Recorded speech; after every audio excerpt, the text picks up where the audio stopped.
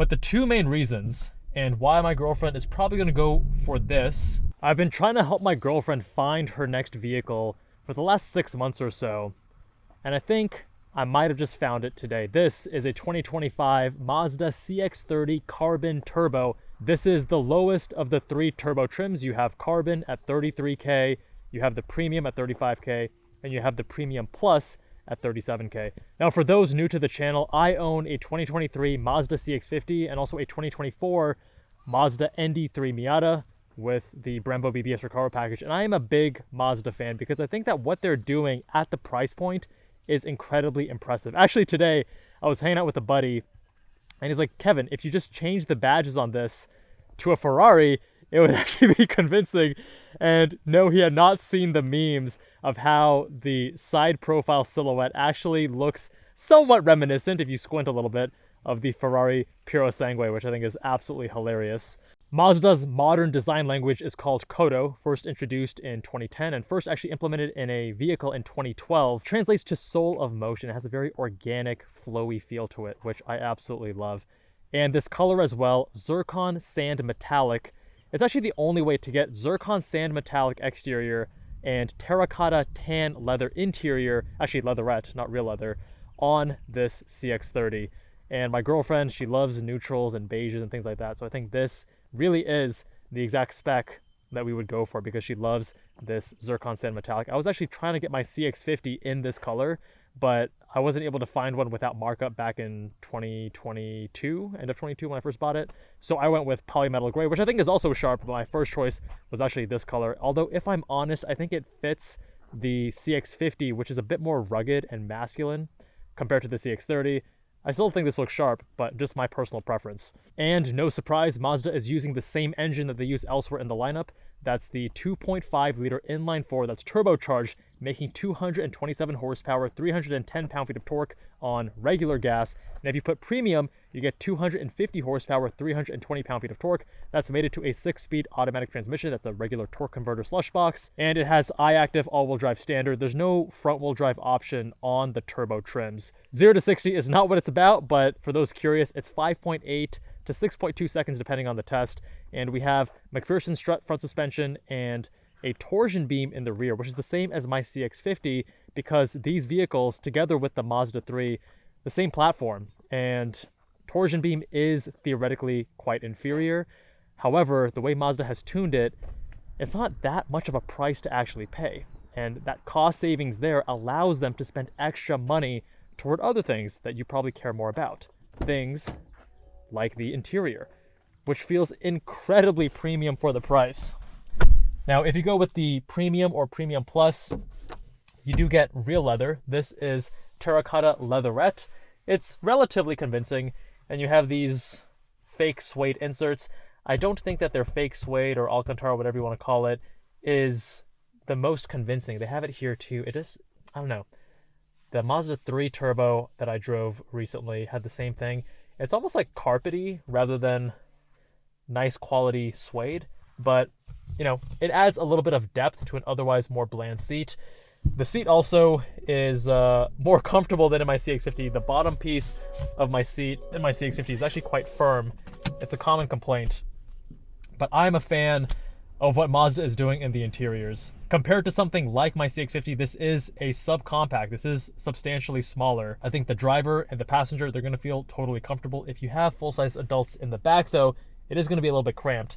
Actually, I'll show you where I sit at 6'1" behind myself. Yeah, and as you can see, it's not pretty. I can get back here, but you know, my knees, I can't really bring them in because they're hitting the sides of the seat there. Cargo capacity is also going to be a little bit reduced, actually substantially reduced versus my CX-50, which easily takes my bicycle with the seats folded flat, but wouldn't be the case here. But this is a subcompact, one size or one class below, and you're getting substantial price savings by doing that. Also weight savings. This weighs only around 3,500 pounds, whereas in my CX-50, it weighs in around 3,900 and has the same engine. Keep that in mind, same horsepower, same torque. You have to remember the wheelbase on this car is 104 inches, whereas The CX-50 is almost 111, and the overall length is also 15 inches longer, the actual body itself. CX-50 is also 5 inches wider, and the cargo volume is about 50%, a little bit more than 50% greater, 31 cubic feet versus 20 cubic feet. Rear legroom is also 36.3 in the CX-30, whereas the CX-50 is 39.8, which is much more comfortable in comparison if you are sitting in the back seats and you're a taller person. Now keep in mind, with this trim, with the Carbon Turbo versus the Premium and the Premium Plus, you are missing out on a few things. If you go for the highest trim, the Turbo Premium Plus, you get a 360 cam, which on my CX-50 is incredibly useful, high resolution, love it. Here you only get a reverse cam, not that big of a deal. In the Premium and Premium Plus, you get power seats on both the driver and passenger side. Here you get power seats only on the driver's side, but you also have a memory function, whereas the passenger side is manual adjustable only, which I guess technically saves a tiny bit of weight if you care about that. Those higher trims will also give you a heads-up display and better audio. This audio is actually really tinny. It's not the upgraded Bose system that I have in my CX-50 and I've tried out in other CX-30s.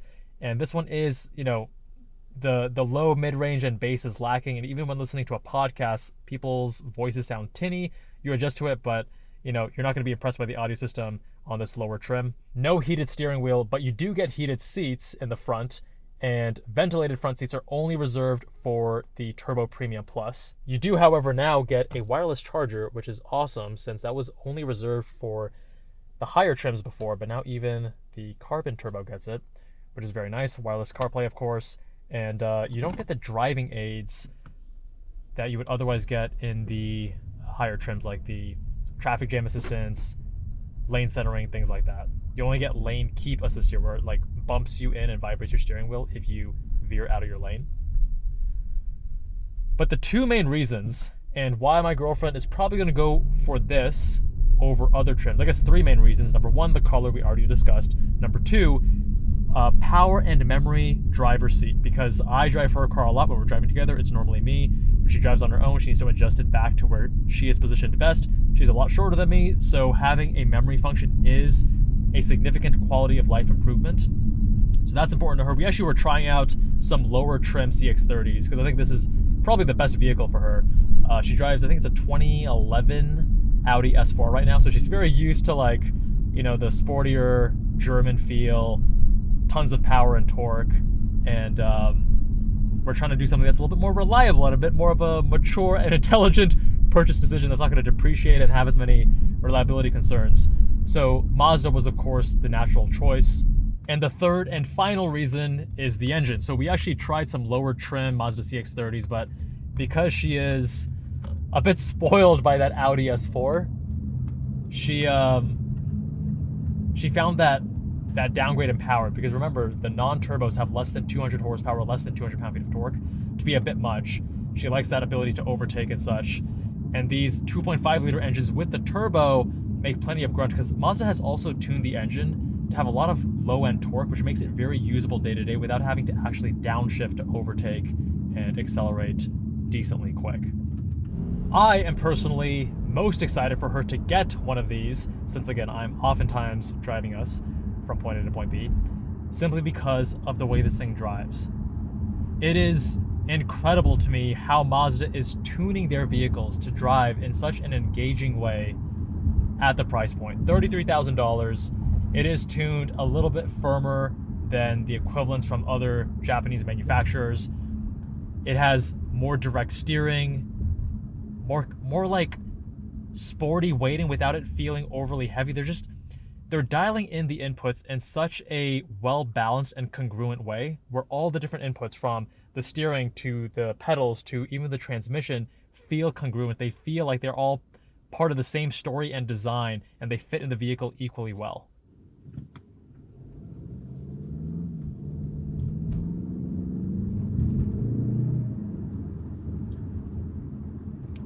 A lot of people say that the 6-speed automatic transmission is dated, it should have at least an 8-speed, but in reality, because this engine has such a wide torque band, you don't need to really downshift. I guess the main downside is just the fuel efficiency is going to suffer by not being able to go as low of RPMs on the highway. But in terms of performance, the smoothness, the transmission is totally fine. So here, we don't actually have we don't have paddles, so we actually have to use the gear shift here, the gear selector, to actually change the gears. And I like that they have it directionally correct, because most manufacturers get this wrong. You want downshift to be forward, because normally when you are braking and needing to downshift with the G-forces, it makes more sense to push forward. When you're accelerating, you pull back like that. Back into automatic just like that. Slide it back to the right. Visibility is totally adequate. The belt line does feel a little bit high, but that is a trend of modern vehicles due to safety reasons. Gotta love that in the carbon, we do have the sign recognition. So we have the 50-mile-an-hour speed limit right there, and then the speedometer will actually show a red line from the speedometer to how much I'm speeding. So I'm 5 miles an hour above. Nice touch there.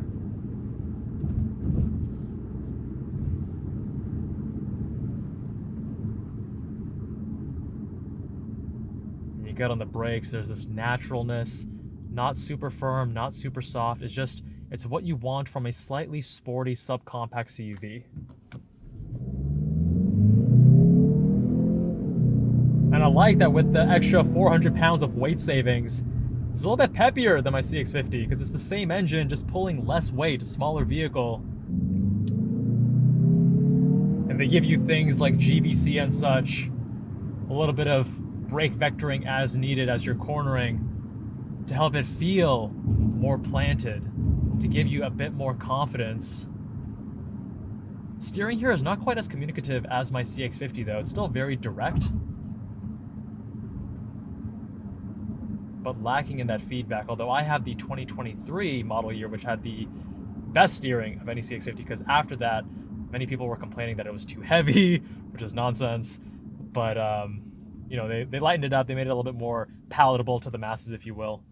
Now, I am somewhat of a Mazda fanboy, right? I own the CX-50. I own a Mazda Miata. I think what they're doing is awesome. My brother actually had, it was like a 2014 or a 2015 Mazda 3. And I actually wasn't the biggest fan. It was fine for what it was, but like the road noise was way too high. And I thought that the heads-up display had like this plastic thing that came up here. It was a bit cheap, and it was okay. I didn't love the car. But what Mazda has done, they've improved so much. The driving dynamics are excellent. Even with the torsion beam suspension, the comfort is not really significantly compromised. It is already a firmer car, so yes, the initial impact in the rear and also when you're going over uneven terrain, you'll feel it a little bit, but 95% of the time, you wouldn't even know. Also the interior. So it's like the driving dynamics, the interior quality, because they clearly spent a lot of money and effort in making one of the nicest interiors at the price point in terms of fit and finish, design, making it feel more premium and more elegant. And then, of course, the styling as well. I think the Coda design language, they've really nailed. And those three things together make such an incredibly compelling proposition. Now, who this is not for is for the person who cares about having the absolute best driving aids on the market. That's not Mazda. Or for the person that wants the absolute best fuel economy. That's also not Mazda.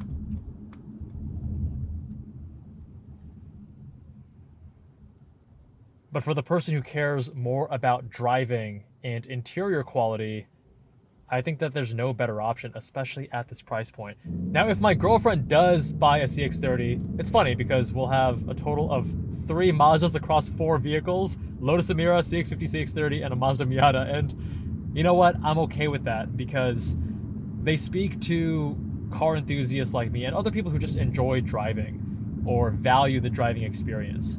So my girlfriend's definitely no car enthusiast, but she enjoys sharper driving dynamics and more responsive vehicles and cars that inspire confidence as she goes way too far over the speed limit. Now, if you go up to a higher price bracket, we're looking at German luxury, the Audis, the BMWs, the Mercedes, and so on. Okay, I understand that. That's a different conversation. But at this price point of $33K, you're looking at Honda, Toyota, Hyundai, things like that. I would much rather be in this than any other vehicle in that segment any day of the week. And there are going to be compromises again. The fuel efficiency, the interior storage capacity is not going to be as great versus some of those, the packaging, right?